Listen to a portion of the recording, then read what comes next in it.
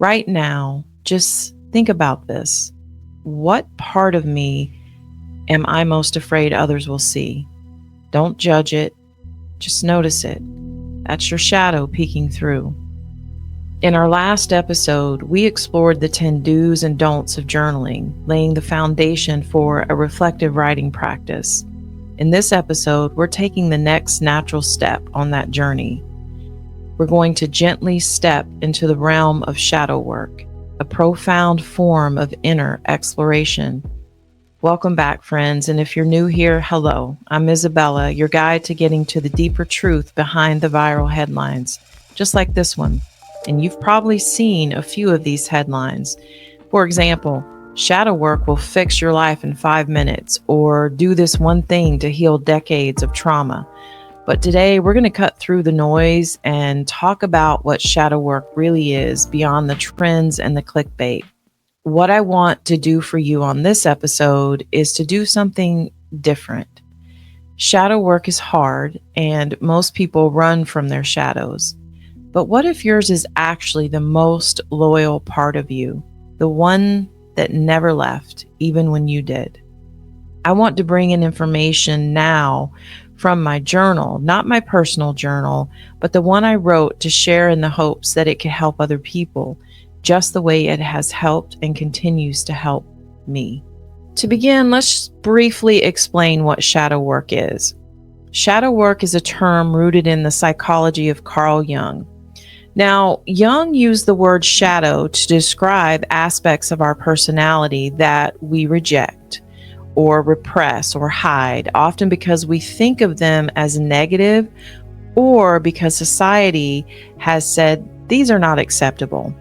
So those are emotions like anger or jealousy, impulses we're ashamed of, or even positive qualities that we've squashed down out of fear or doubt. So what I'm saying is that your shadow self is the disowned self, everything you've swept under the rug of your own consciousness. And over time, those hidden parts, they don't actually vanish. What they do is they linger in a space that you're not aware of, your unconscious, quietly influencing your feelings and your actions. So shadow work then is the practice of taking a light and shining it on those dark or unseen corners within ourselves. It involves you gently bringing your hidden fears and thoughts into awareness, acknowledging and accepting them rather than pushing them away. As you can imagine, that's actually not an easy thing to do. Confronting our shadow can stir up challenging emotions, the ones that we're trying to hide, fear, shame, guilt. But with enough patience and self-compassion, shadow work becomes a powerful tool for you, a powerful tool for healing and growth. Carl Jung famously wrote, "One does not become enlightened by imagining figures of light, but by making the darkness conscious."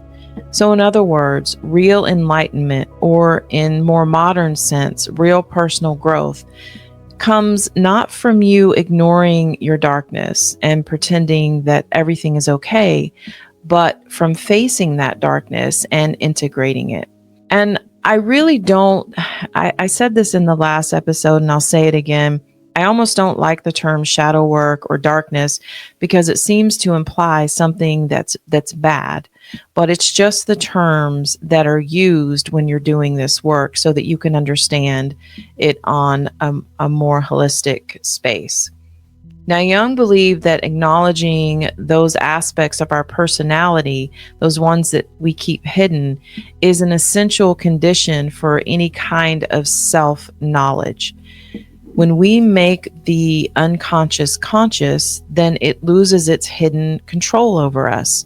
So we will stop being unknowingly driven by those repressed fears or anger because we have confronted them head on. Think back to the journaling tips from last time.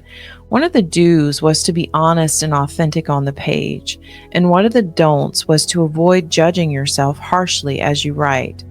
Shadow work journaling takes those principles to an even deeper level. It's about being radically honest with yourself, allowing even the unacceptable thoughts and emotions to have a voice in your journal. And it absolutely requires a non judgmental, compassionate stance. Remember that your journal is your safe space. The importance of affirming your safety and courage is to prepare your mind to look inward without having as much fear.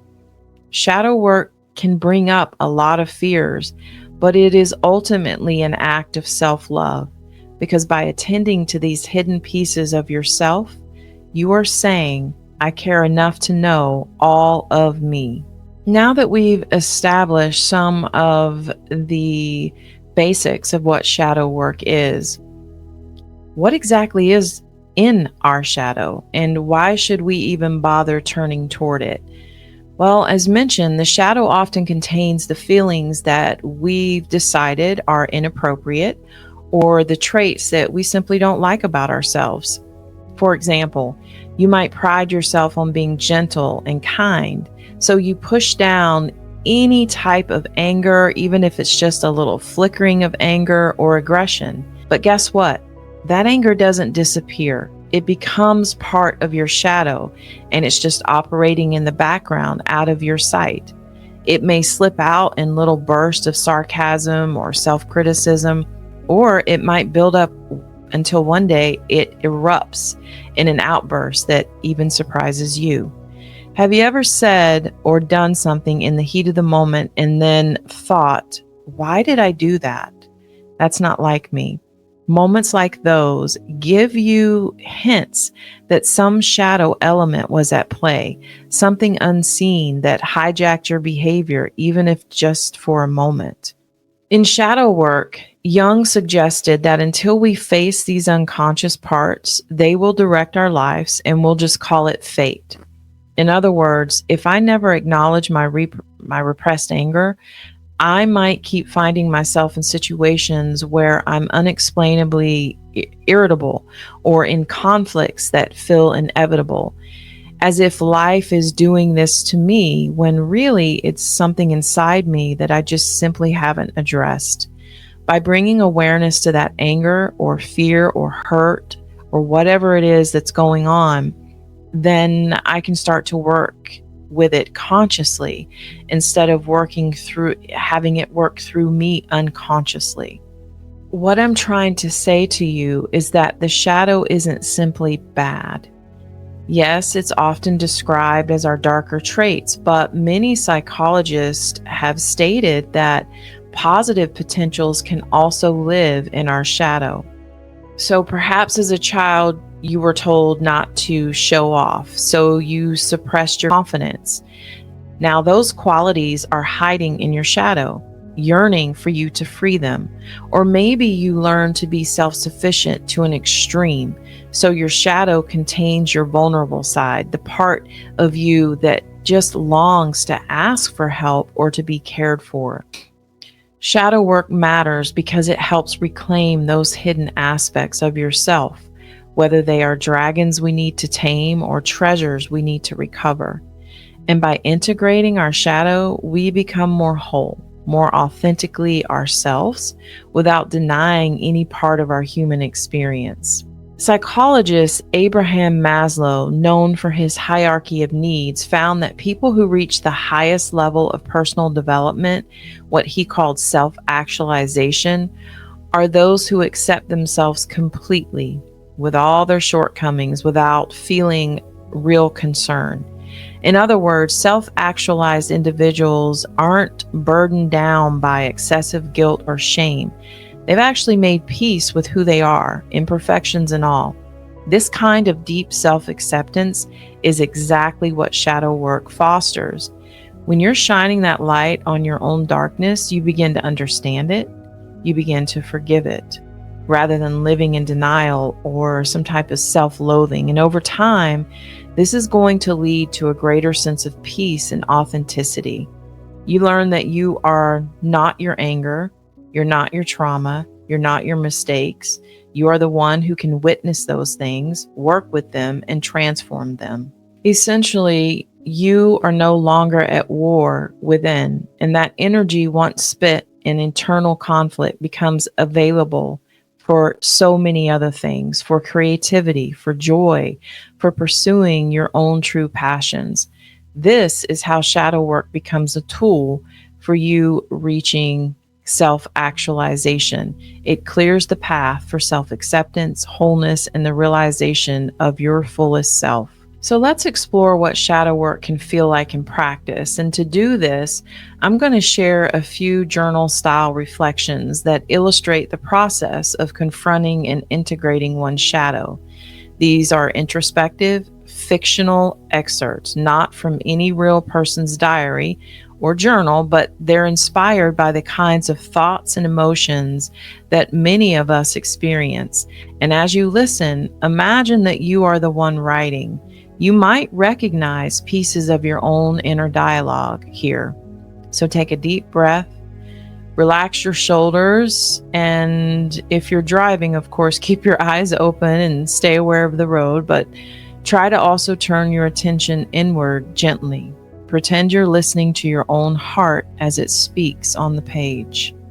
I'm sitting here with my journal, feeling a tight knot of anger in my chest. Today, someone's offhand comment at work set me off. I snapped back sarcastically, and I've been asking myself ever since why I reacted so strongly. On the surface, it was a trivial remark, so why did it hurt me so much? I write down the question, why am I so angry? And immediately my pen feels heavy. Part of me doesn't want to dig here. It's easier to say they were rude, end of story. But I know there's something in me that this touched. So I pause and I just take a shaky breath and encourage myself. It's okay. I'm allowed to feel this way. Closing my eyes, I recall the surge of emotion when that comment landed. Under the anger, there was a flash of fear, the fear of being disrespected or of not being taken seriously. And deeper still, I sensed an old pain like a child's voice whispering, "People always overlook you." There it is. A younger part of me feels invisible and unimportant, and it's that part who roared up in anger to defend me. In my journal, I write, I see now that my anger was protecting a very tender fear of being insignificant. And it's hard to admit, I like to think of myself as confident, unbothered by others' opinions.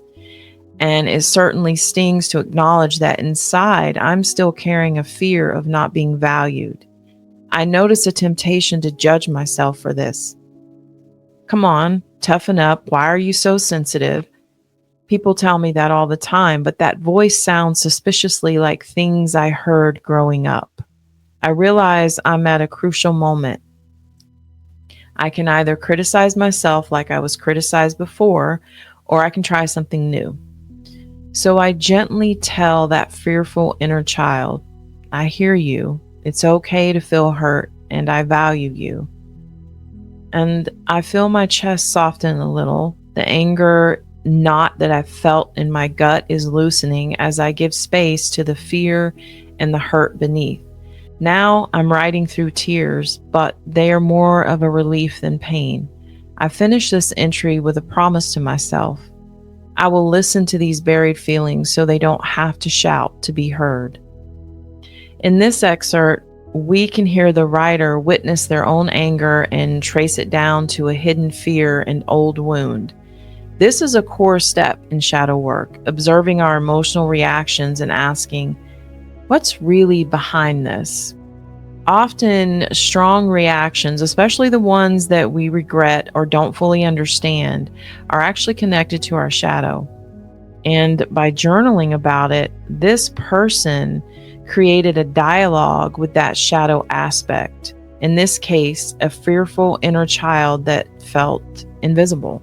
Instead of shaming that part, they offered it compassion. This is the beginning of shadow integration. So you're transforming that knee-jerk reaction you may have, in this case anger, into an opportunity to know and heal a vulnerable part of yourself. And did you notice how in this journal excerpt, the author resisted the urge to judge themselves for having those feelings. They remembered that in shadow work, every feeling is valid. In fact, the writer even chose to turn toward their pain rather than turn a blind eye to it. So it prevented the shadow from running the show unconsciously. And by doing this, they took back some control over their inner life. I can feel the empowerment, and I hope that you can feel the empowerment in this excerpt. The person moves from feeling triggered and ashamed to feeling relief and self-compassion. Let's reinforce that lesson then with a gentle affirmation. If you can relate to that struggle with anger or feeling unseen, then here's an affirmation that you can tell yourself. All of my feelings are messengers, and I listen to them with patience and care. By affirming this, you're going to remind yourself that even those types of feelings have something important to show us. Journal excerpt number 2. Let's go into another journal excerpt about embracing the disowned self. It's late and I can't sleep. Rather than tossing and turning around in bed, I decided to open my journal again. Lately, I've been dreaming a lot, and those dreams are very vivid, strange scenes that leave me unsettled. In one dream, I was holding a small, crying child in a very dark room, and I was trying to comfort them. I woke up feeling really uneasy, as if that child was still here with me. Tonight, I decided to write to that imaginary child, almost as if it was part of me, and deep down, I suspect it is. So I write to the child and ask the child, "Why are you crying?" The answer that comes is an emotion welling up inside me, shame. I feel a wave of shame without a clear story, just a heavy sense of unworthiness that I can't quite pin to one specific event. Images from childhood come to me, times I was scolded for mistakes, times I felt embarrassed for wanting attention. I allow myself to write freely now in my journal, letting those memories bubble up. The day in 3rd grade that I showed my drawing to the class and some kids laughed. The time I spilled juice on the carpet and my parents yelled at me. The time I lied about something silly and got called out and everyone seemed so disappointed in me. Every memory carries the same flavor of shame. It's like a belief taking shape. I am not good enough. I am flawed. Tears hit the page. It hurts to confront this belief that has lived so quietly in me and seemed to have influenced so many of my behaviors. I see how often that I've avoided risks or revealing my true self because deep down, I knew I wasn't good enough.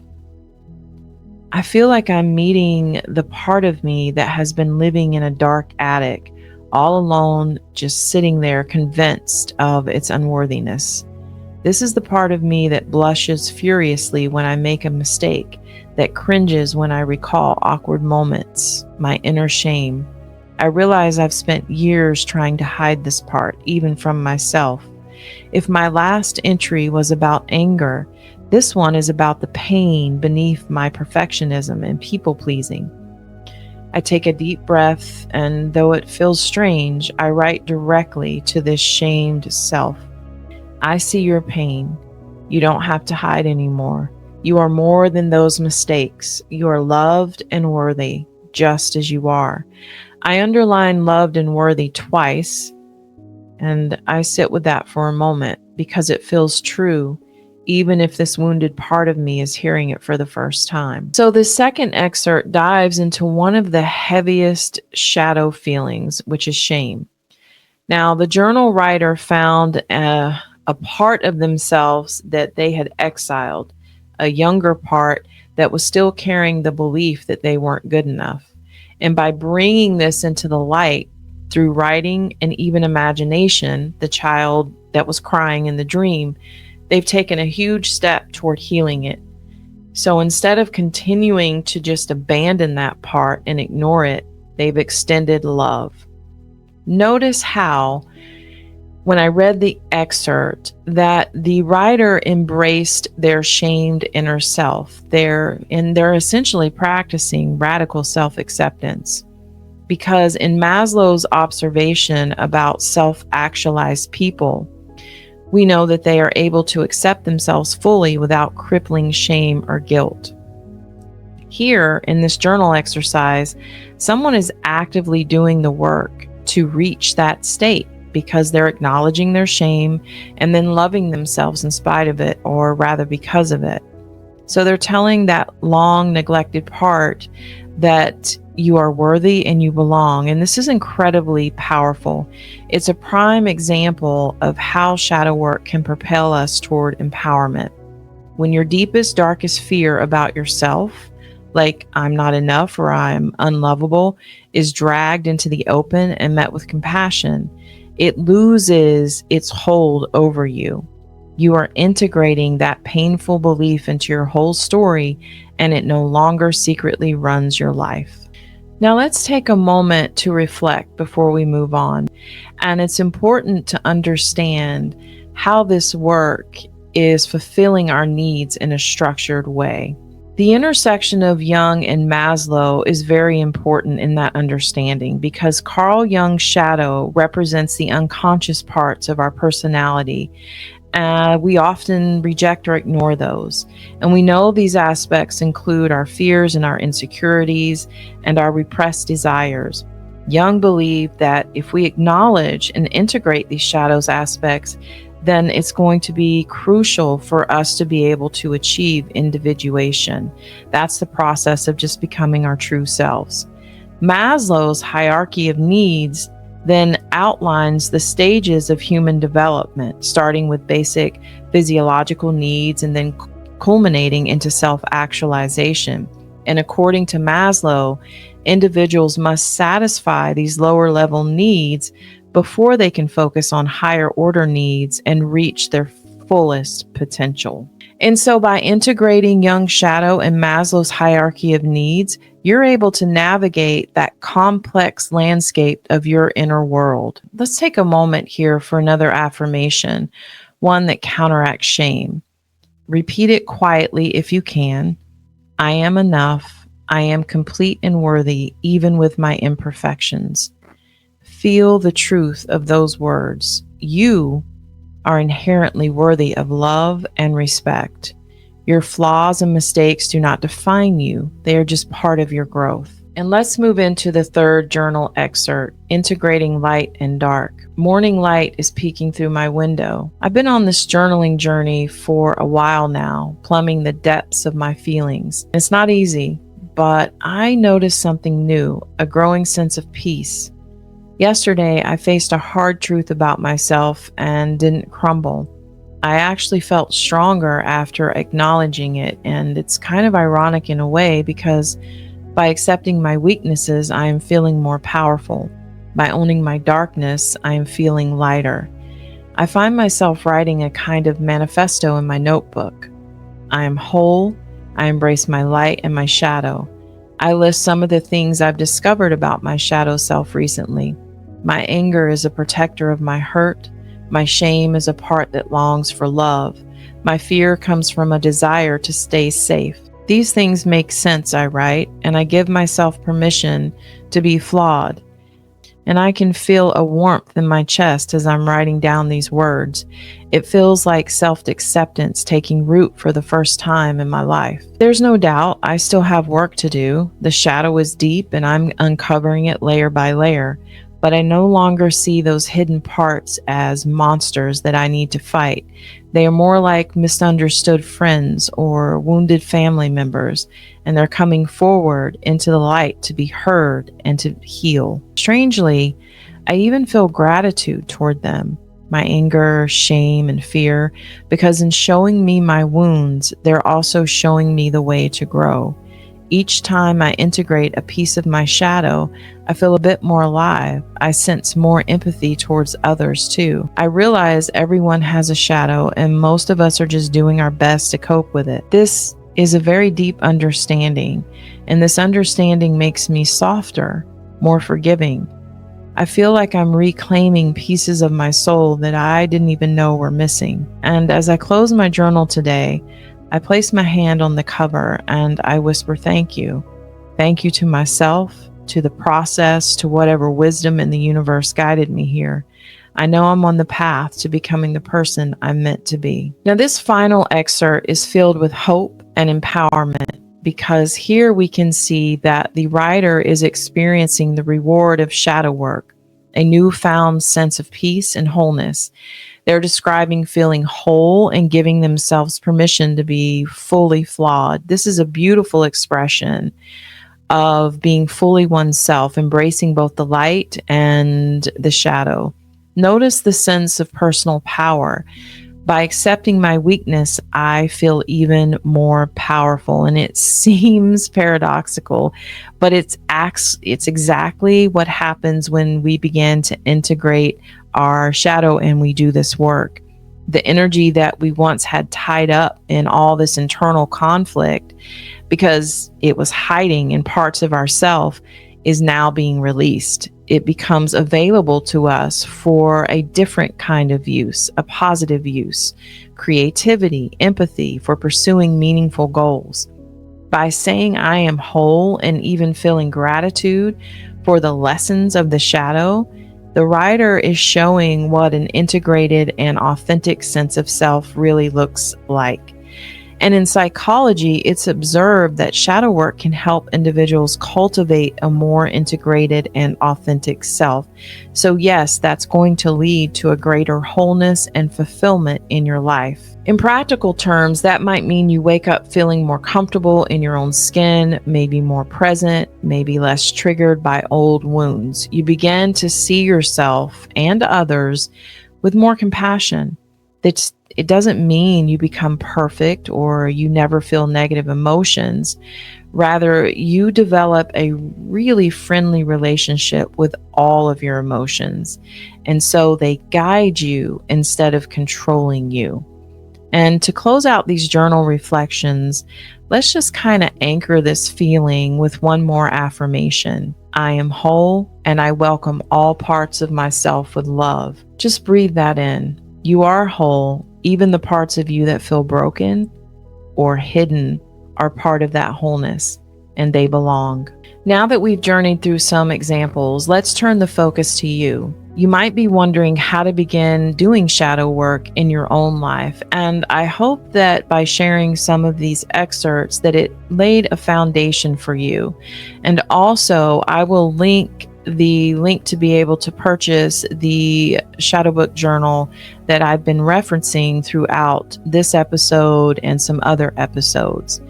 But I can tell you that a great starting point is through gentle self-reflection. And I'm going to give you a few journal prompts that you can use either mentally now or later on paper to explore your shadow. The first one is trigger reflection. So think of a recent time that you felt a strong, uncomfortable emotion. It could be jealousy, deep hurt, anger. For some people, it's even love. But that's another episode. What do you think really triggered you? Ask yourself, what's beneath this feeling? And have I felt this way in the past? See if it connects to any old experiences or fears, because this can reveal the deeper layers behind your reaction. The next journal prompt I'd like to share is spotting projections. Consider something or someone who irritates you or frustrates you. What trait in them gets under your skin the most? And now I want you to ask yourself honestly and bravely, could this trait be reflecting something in me? Because often the qualities we judge harshly in others have roots in our own psyche. This isn't about blaming yourself. It's just about understanding that your strong aversion might point to a disowned part of you. The next journal prompt that I'd like to share is a dialogue with a hidden part of yourself. So identify a part of you that you typically avoid or deny. For example, maybe a timid side, an angry inner voice, or a needy inner child. Now, in your journal, try writing a dialogue with that part of yourself. So, for example, you might start with, I'd like to hear from the part of me that I've been ignoring. And then let that voice respond on the page. You may be surprised by what it says. This exercise helps bring unconscious feelings into the open in a gentle way. And the last journal prompt I'd like to share is about self-forgiveness. So recall a mistake or flaw that you have had a hard time accepting in yourself. Write about it with compassion, as if you were comforting a friend who made that same mistake. You can prompt yourself with questions like this: what did I learn from this? And can I forgive myself for being human? And can I forgive myself for being flawed? Allow yourself to acknowledge that being flawed is to be imperfect, and that's okay. This can help transform lingering shame into understanding. When engaging with these prompts, remember to be kind to yourself, but you must be honest with yourself as well. And if at any point the feelings become too heavy, just pause and take a break. You can always return to an affirmation or something that grounds you, like focusing on your breath or recalling a supportive memory. Shadow work is deep and sometimes challenging, so there's no need to rush. Even a small insight like I felt X because of Y is progress. Every time you bring a bit of your shadow into the light, you're reducing its power and you're reclaiming your power. As we come to the end of this episode, take a moment to appreciate the courage it takes to even consider doing this kind of inner work. Shadow work is often called doing the work for a reason. It requires honesty, vulnerability, and patience. But it is some of the most rewarding inner work you can do, because by facing your shadow, you're essentially saying to yourself, I choose to know and love all of me. You're breaking the illusion that you must be all positive or flawless to be worthy. In fact, as we've discussed, embracing your imperfections and hidden parts can lead you to the greatest growth. And you should think of shadow work as a kind of personal alchemy. Now, in medieval alchemy, the aim was to turn base metals into gold. But in this work, you are taking the lead of your psyche, the heavy, dark parts, and gradually transmuting it into gold, wisdom, strength, compassion. The anger that once caused chaos can, when understood, become a source of assertiveness and healthy boundaries. The shame that used to make you shrink can transform into deep empathy for yourself and others. The fear that held you back can become fuel for preparation and motivation. Every shadow, when integrated, adds to your wholeness and your power. And remember Jung's insight: we don't reach the light by denying our darkness, but by accepting it. And remember Maslow's observation that the people who truly thrive are those who have learned to accept themselves completely. This is the path you are on. It's not a one-day hike. It's a lifelong journey, but one that gets easier and brighter the further you go. The shadows shrink as the light of your awareness expands. As a final takeaway, I want to leave you with a few affirmations.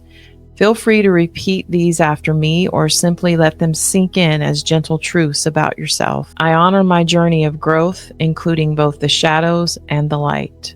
I am worthy of love in all forms, and I give myself that love. Each day, I become more authentic, more whole, and more empowered. Thank you for joining me in this deep and meaningful exploration. I hope that this episode has inspired you to approach your own shadows with a gentle, curious heart.